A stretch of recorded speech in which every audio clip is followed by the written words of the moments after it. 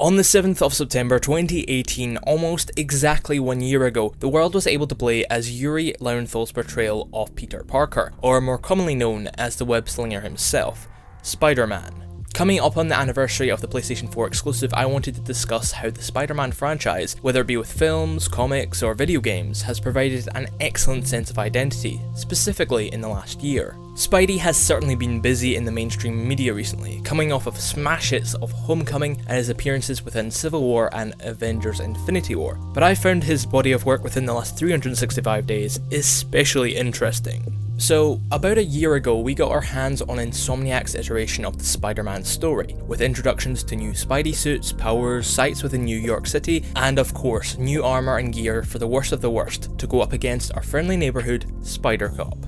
Although the PS4 exclusive may not have taken the series far astray from safe ground, it still implemented some ideas that younger fans might not have witnessed, meanwhile providing a strong feeling of identity for some of the more mature fans. We get an older and a little more mature Spider-Man that we're not quite used to from the typical high school stories told through the films. He uses his spare time to help out the less fortunate with his Aunt May at the Feast charity organisation, which results in Peter getting close to Martin Lee, who is then revealed to be the antagonist, Mr. Negative, and although that relationship could be appreciated by younger fans as to not always trust people without knowing them inside and out, even when they're trying to be your sort of mentor, well, that's not exactly what I got from Spider-Man for the PlayStation 4. This Peter Parker deals with loss, much the same as the rest in the usual stuff. However, he gets a little in over his head with his work as Spidey for Otto and at Feast, that he begins to ruin his relationship with Mary Jane, which I'm sure a lot of people out there could relate to. With a lot of parents working too much and not spending enough time with their family, straining relationships. Luckily for Peter, he realises his problems and has to decide how to manage his life a little better. Then, dealing with the outbreak of all the major villains he'd spent years trying to lock up. Him and MJ stay connected and decided it's not quite the end for them though. Sometimes MJ has to share him with the world. Over the course of the game, he realises how much he needs MJ, and not just in the literal sense of her investigative work, but as a partner, and he tries to balance his work better whilst finding time to mend the relationship to its former glory. The dynamic between these two can showcase that once there is love between family or even just boyfriend and girlfriend, you shouldn't give up, and sometimes a little bit of effort can seriously go a long way in fixing things, which I think resonated with a lot of young adults playing it. Now, I have to talk about the Oscar-winning Spider-Man Into the Spider-Verse. There is so much to unpack in Spider-Verse with the colourful cast of characters providing so much diversity, but I'm going to focus on the two main Spider-Men. Spider-People? Whatever. Similarly to the PS4 Peter Parker, Peter Benjamin Parker has a rough time with his relationship to MJ, and even himself as Spider-Man.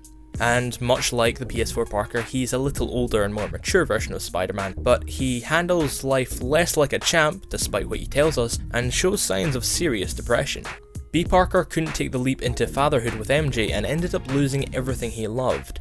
His wife, Aunt May eventually, and even the image of Spider-Man was decimated by franchising, and he just gave up until he's presented the opportunity to mentor Miles, giving him the advice that he wished someone would have given him when he was getting to grips with his powers, with his life, and with the world looking up to him.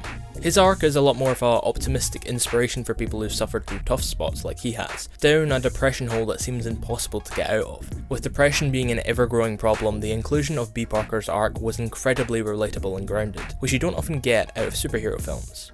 I guess at the end of the day, the point of this video is to talk about how within a single year, the friendly neighbourhood Spider-Man has been shown in a diverse yet grounded everyman role, preserving the original vision that Stan Lee and Steve Ditko had for the character.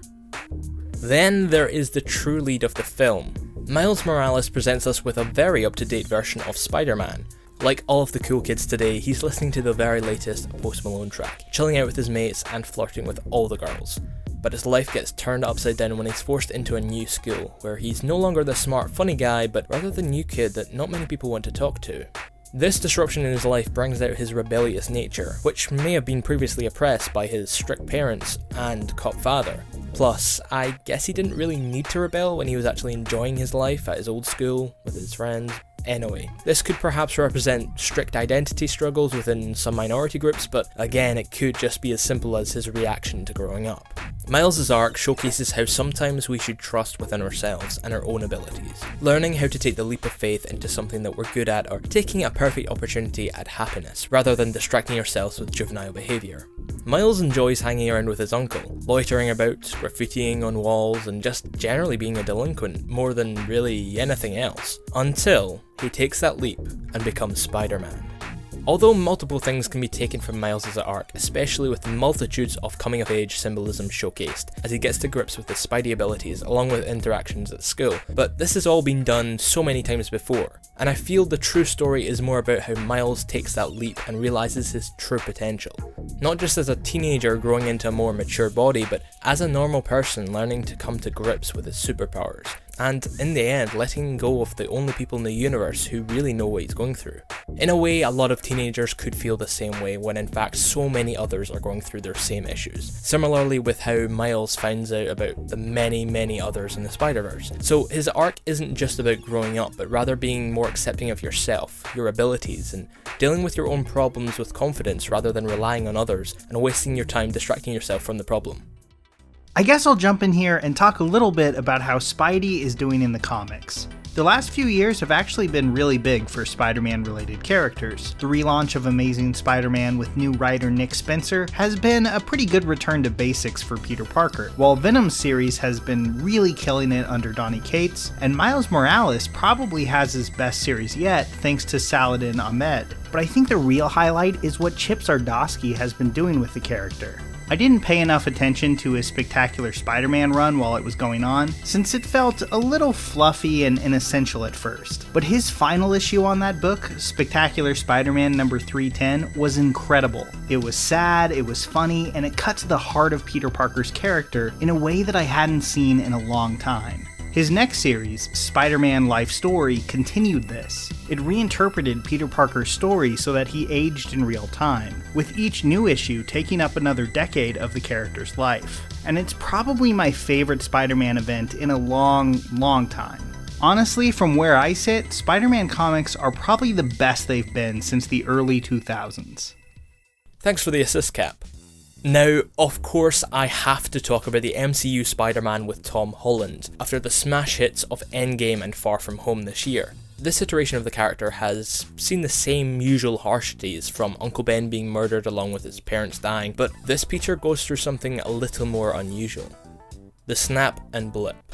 Pretty much the biggest thing to ever happen to Peter is just disappearing and then reappearing 5 years later. Suddenly having people in the same school year as you being 5 years older, perhaps losing friends to the snap or even the conquest of Thanos' army. To adjust to such a dramatic change would obviously be mentally straining, and Peter tries his very best to stay grounded, aiming to get a proper relationship going with Zendaya's Mary Jane in Far From Home.